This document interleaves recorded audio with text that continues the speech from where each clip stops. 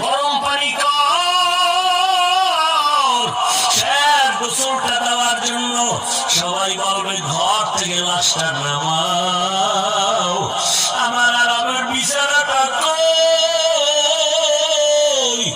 আরামের বিছানা থেকে টেনে টেনে নামাইয়া ওই খাটের উপরে শোয়াইয়া গরম পানি দিয়া গোসল করাইয়া কাফন পরাবে। খাটিয়ায় উঠায় যখন জানাজার ময়দানে নিবে, জানালা দিয়া মা ডাকবে, বলবে আমার বাবারে কই দাও, আমার বাবার চেহারাটা শেষবারের মতো দেখাও। আমার মা বলিয়া ডাকতো, কত আরাম লাগতো, মজা লাগতো। আজ আমার বাবাই নাই, আমাকে মা